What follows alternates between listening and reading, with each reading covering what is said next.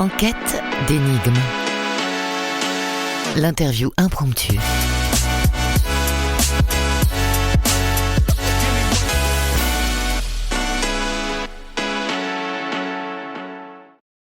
Bonjour Antonin. Bonjour. Bienvenue dans cette interview impromptue. Je ne sais rien de toi, je vais te découvrir tout au long de cet épisode. Tu m'as donné 5 mots pour que je puisse préparer l'interview. Je vais les citer tout au long de notre voyage. Et on va construire l'interview ensemble si tu le veux bien. Ah bah avec plaisir, oui, allez. Alors en premier mot, tu m'as donné dyslexie. Et oui, dyslexie, puisque je suis un petit garçon dyslexique et maintenant un grand garçon dyslexique, puisqu'il faut savoir que ce trouble de l'apprentissage ne disparaît pas avec le temps.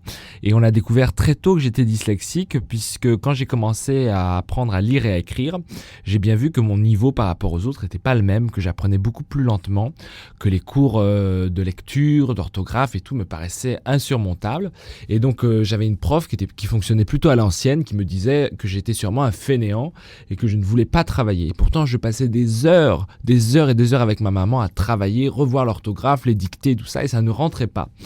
Et donc, j'étais désespéré de voir mes amis en train d'apprendre à lire et écrire plus ou moins rapidement, et moi être au même stade, à continuer à confondre les conjugaisons et tout ça.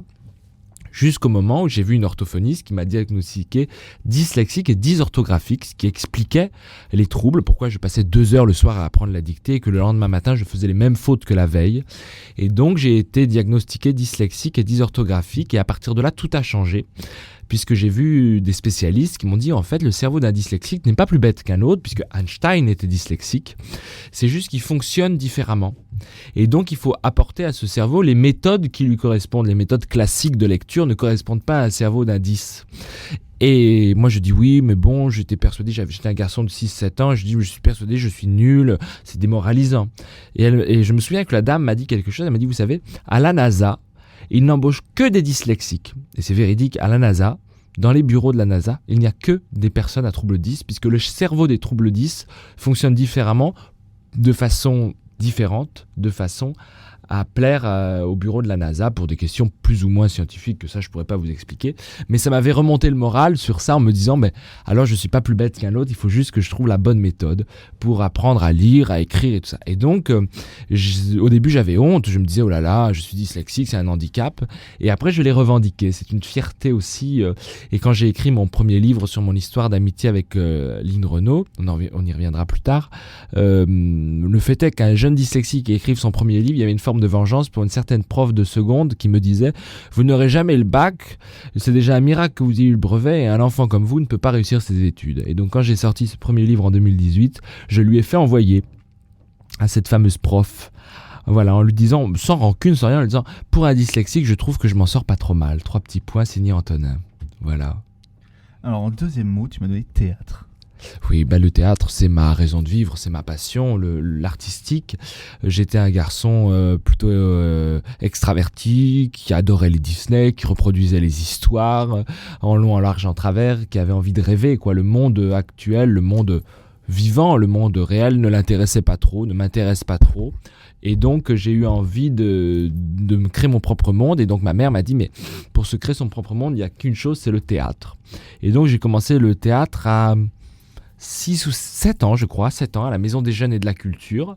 Et là, je me suis dit, tout de suite, je me souviens, dès le premier cours, quand on m'a expliqué qu'est-ce qu'était vraiment le théâtre, je me suis dit, c'est ça ma passion, c'est ça que je veux faire. J'ai été subjugué en 10 secondes, j'ai dit, mais en fait, mon métier, ça sera ça. Voilà. Et donc, depuis l'âge de 6 ans, je sais quel métier je veux faire et ça n'a jamais changé. Jamais. Et je me souviens qu'il y avait des textes à apprendre, les premiers textes, à 7, 8, 9 ans, qui étaient des textes raisonnables, c'était 4-5 pages, aujourd'hui j'en apprends 50, 60, et je me disais, mais qu'est-ce que c'est compliqué. Donc je voyais les copains, les jeunes dire, oh non, j'ai déjà des devoirs à l'école, je ne vais pas me rajouter des pages de théâtre à apprendre. Et moi, j'arrivais à apprendre mes pages de théâtre à une rapidité d'enfer, alors que mes tables de multiplication et mes conjugaisons, j'y mettais 10 ans à les apprendre. Mais le théâtre, il y avait quelque chose en moi qui faisait que c'était pas pareil, c'était différent. Et à l'heure d'aujourd'hui, je continue le théâtre. Là, je suis dans un récital piano-voix où j'apprends des textes. Je suis sur une pièce de théâtre que j'ai moi-même écrit il y a 60 pages. Et le fait est d'apprendre, c'est le fait est de donner vie à des mots qui sont posés sur le papier. Et à partir de là, je pense qu'à partir de l'écriture, on peut donner vie à des histoires les plus insensées, les plus voilà. Et donc le théâtre m'a toujours suivi et je vais énormément au théâtre. Je sors énormément au théâtre. C'est quelque chose qui me passionne, le théâtre. Là, récemment, j'ai vu Clémentine Célarié hier soir dans Je suis la maman du bourreau, où elle est toute seule en scène et elle joue je sais pas combien de personnages, 5 ou 6. Et voilà, je trouve que ces performances-là d'acteurs me bouleversent, me touchent et voilà. Et donc j'ai toujours un pied dans le théâtre. Même quand je vais en tournage pour des séries ou pour un téléfilm ou un court-métrage, peu importe. J'adore jouer devant la caméra, j'adore ça, mais il faut que j'ai un pied sur scène. Il y a ce lien avec les gens qui sont venus dans la salle, qui sont venus voir la pièce. Il y a quelque chose d'indescriptible. Quelque chose de magique. C'est magique, le théâtre, c'est vrai. C'est un peu une drogue, hein. C'est très vrai. Souvent, je me souviens de Daniel Auteuil qui disait, j'étais petit, je l'écoutais à la radio, qui disait, c'est comme une drogue, ce métier. Je disais, oh oui, il doit exagérer, alors que j'ai jamais touché à la drogue, mais je me dis, oh, quand même. Mais c'est vrai. Quand une représentation se finit, on a envie que celle de demain arrive et celle d'après-demain arrive. Et quand ça se termine, ça fait un vide, on est là, on dit, oh, mais à quand la prochaine? Et voilà, moi, c'est comme ça que je fonctionne. Alors, en troisième mot, tu m'as donné différence. Oui, alors là on est en radio, on voit pas ma tête, mais je suis un garçon un peu différent puisque très tôt j'ai assumé mon homosexualité, ma différence, peut-être ma part de féminité ou mon style atypique. Voilà, j'avais pas envie de porter des survêtements et des baskets, je préférais les bottines et le velours. Donc effectivement on attire plus facilement le regard, et j'en ai beaucoup souffert, beaucoup, surtout aux périodes du collège, où quand on est un garçon qui ressemble pas aux autres garçons, on est très vite jugé. Quand on est un garçon homosexuel, le terme pédé revient très vite, c'est une insulte qu'on se prend facilement dans la figure. Et quand on a seulement 14 ans, on n'a pas les épaules qu'on a à 20 ans passés pour les assumer et pour contre-attaquer, entre guillemets, ou pour simplement passer dessus. Quand on a 14 ans, on prend tout ça de plein cœur et c'est assez violent. Et donc oui, j'ai très vite compris que j'étais différent puisque les autres garçons s'intéressaient, même si c'est certainement très intéressant, à FIFA, aux dernières sorties de rap et à tout ça. Et moi, j'écoutais Lynn Renaud, Sylvie Vartan. J'allais passer des heures dans les magasins, créer des styles, des looks, dans les magasins de tissus parce que je faisais de la couture. Et donc, j'ai très vite compris que si je le disais, on allait me juger. Donc, j'ai esquivé le jugement pendant très longtemps, jusqu'au jour où j'ai fini par me dire, mais non, mais la différence, c'est une force. Et aujourd'hui, je remarque que tout ce qu'on me reprochait il y a 10 ans, aujourd'hui, on vient me chercher au théâtre ou pour les tournages, pour ce qu'on me reprochait il y a 10 ans. Et j'ai une amie, Galia, qui était une reine des nuits parisiennes, qui m'a dit « Tout ce qu'on te reproche, cultive-le, c'est ce que tu es. » Et donc, j'ai mis longtemps à comprendre cette phrase, j'ai mis longtemps à accepter qu'effectivement, il fallait que je cultive ce qu'on me reprochait. Et donc un bon jour, j'ai décidé d'arrêter de cacher qui j'étais, de m'habiller comme j'avais envie de m'habiller, d'écouter les chansons que j'avais envie d'écouter, de me coiffer comme j'avais envie de me coiffer, et de dire que peu importe les regards qu'on a, je pense que la vie est trop courte et trop belle pour se dire qu'on doit être dans la peau d'un autre pour faire plaisir à telle ou telle personne. J'ai pas envie, je sais pas quand se terminera la vie, je sais pas ce qui me reste à vivre, je sais pas, peu importe. Le temps que je dois vivre, il faut que je sois purement moi-même et que je sois moi. J'ai pas le temps pour être quelqu'un d'autre. Et ce qui est drôle, ce que j'ai remarqué, c'est que quand on n'est pas vraiment soi-même, on n'attire personne, puisque les gens sentent, l'être humain sent qu'il y a un mal-être, une différence, qu'il y a quelque chose qui n'est pas sincère. Et le jour où on décide d'être soi-même, de s'habiller comme on a envie, de dire ce qu'on a envie et d'être qui on est au plus profond, ceux qui nous aiment pas, définitivement nous aiment pas et ne reviendront pas. Mais c'est pas plus mal. Mais que du coup on attire les gens qu'on attire, c'est des gens qui sont curieux, des gens qui sont ouverts à la différence, et on attire les vraies et les bonnes personnes. Voilà. Alors en quatrième mot, tu m'as donné créatif. Oui, créatif. J'ai rencontré, alors là j'utilise ce mot créatif, j'ai rencontré pas mal d'artistes dans ma vie, dont une qui m'a beaucoup marqué à 14 ans sur un tournage chez Lynn Renaud. J'ai accompagné un journaliste sur une rencontre. Lynn tournait à Brides-les-Bains en Savoie, chez moi, d'où je suis originaire. Et je rencontre Lynn Renaud à cette occasion, et c'est la rencontre de ma vie. Je suis un petit garçon de 14 ans, elle est une femme de 89 ans. Et là, il se passe quelque chose de magique. Elle devient mon mentor, elle devient ma grand-mère de cœur. Et elle m'ouvre à la création, elle m'ouvre à l'art, elle m'ouvre à la différence et elle m'ouvre au fait d'être moi-même. Et la création, je suis sans arrêt en recherche de projets et je m'inspire toujours de Lynn. Lynn Renaud a aujourd'hui 97 ans et il y a 4 Lynn Renaud. Il y a la Lynn Renaud chanteuse, que les gens ont connue. Il y a la Lynn Renaud meneuse de revue, showgirl à Las Vegas. Il y a la Lynn Renaud femme du SIDAction, qui a mené sa carrière pour faire connaître le sida et le VIH et défendre ces malades. Et la Lynn Renaud actrice, que les jeunes de 20 ans connaissent aujourd'hui. Elle s'est toujours renouvelée, elle a toujours été créative. Et je m'efforce dans chacun de mes projets, que ce soit une pièce de théâtre, un album de chansons, un récital, un livre, c'est d'être créatif. J'ai horreur de la monotonie, de la morosité. Et à chaque fois que je vais finir un projet, j'arrive et je dis qu'est-ce que je vais faire de moi, quoi. Et souvent, mes amis le savent. Des fois, je finis un projet, je finis une tournée, un truc. J'arrive dans le salon et je leur dis maintenant, qu'est-ce que je vais bien pouvoir faire, quoi. Un peu désespéré de dire mais qu'est-ce que je vais bien pouvoir faire maintenant, quoi.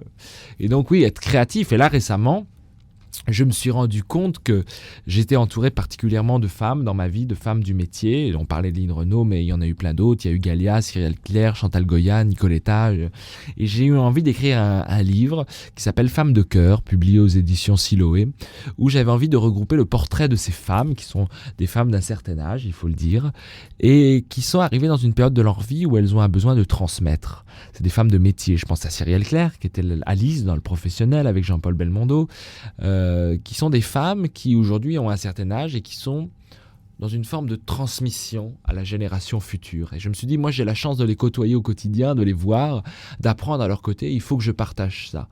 Et donc à travers un livre qui s'appelle Femmes de cœur, j'ai retranscrit leurs portraits, leurs conseils pour les jeunes de demain, pour tout ça. Et donc c'est comme ça qu'est venue l'idée d'écrire Femmes de cœur. Et donc à chaque fois je cherche l'idée novatrice et qui surtout me passionne.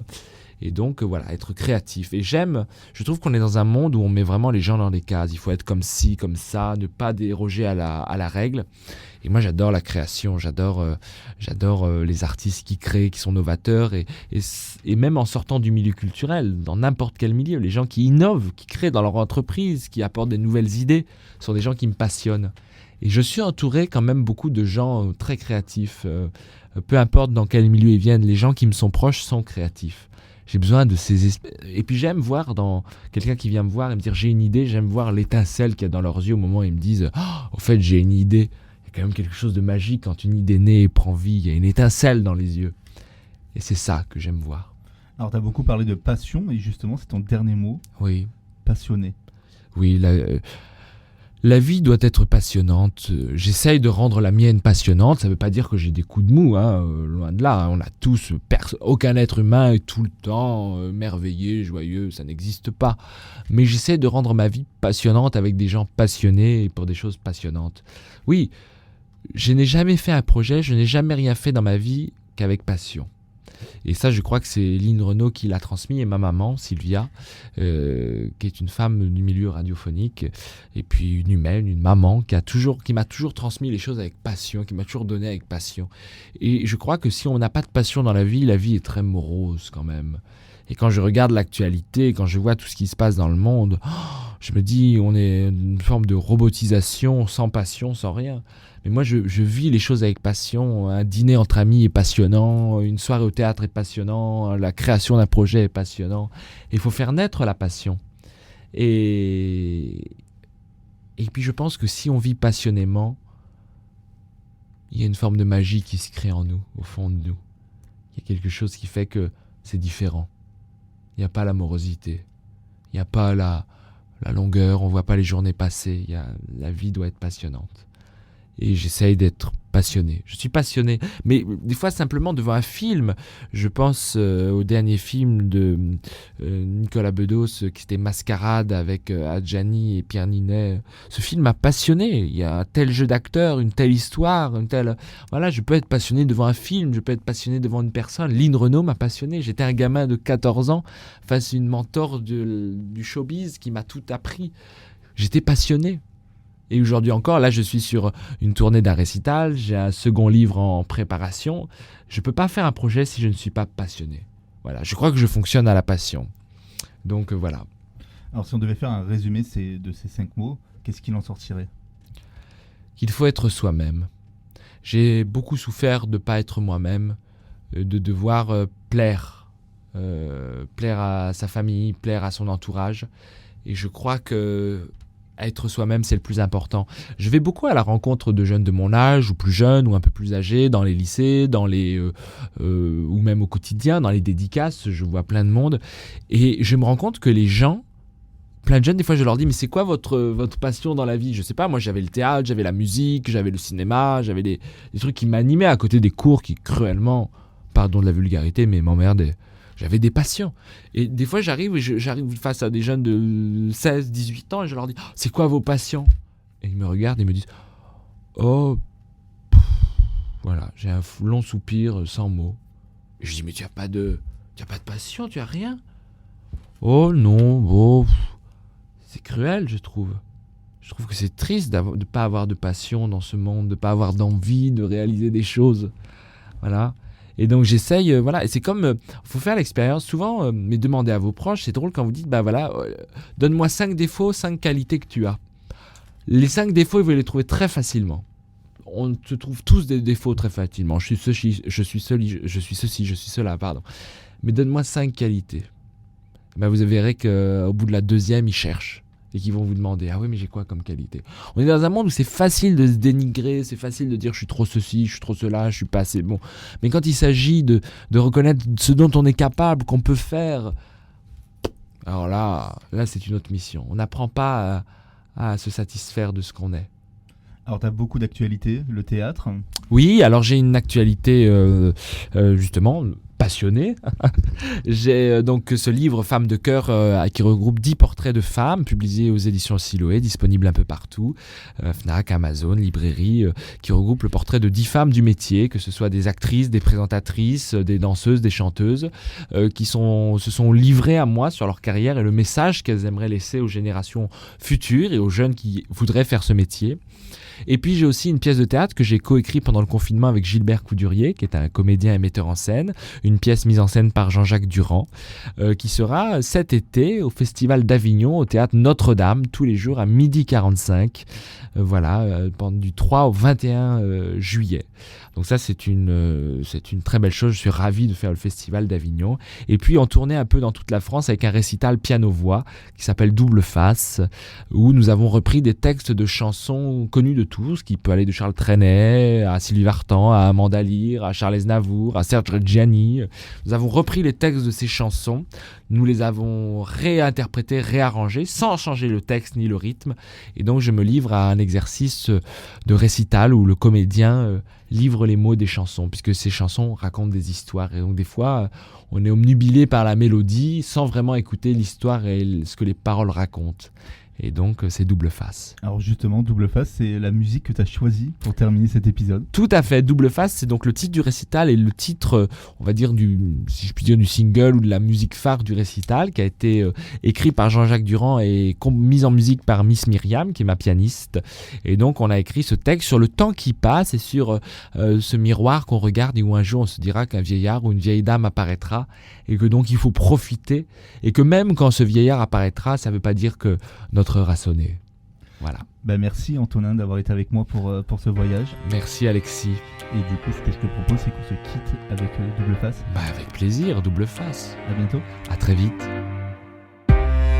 Si peu inquiet quand on est jeune, bien installé à la terrasse, pieds sous la table où l'on déjeune, insouciant, on se prélasse.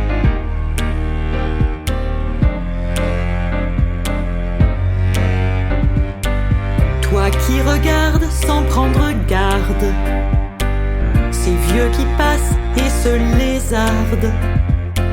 Sais-tu qu'hier ils furent vaillants, beaux comme toi et flamboyants.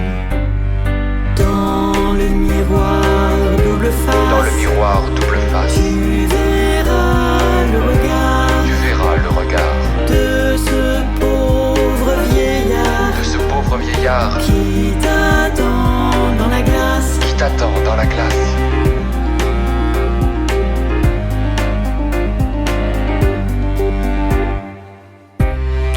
Toutes ces femmes, ridées et vieilles, étaient peut-être encore la veille de jeunes roqueuses ou des starlettes, comblées d'amants et de paillettes.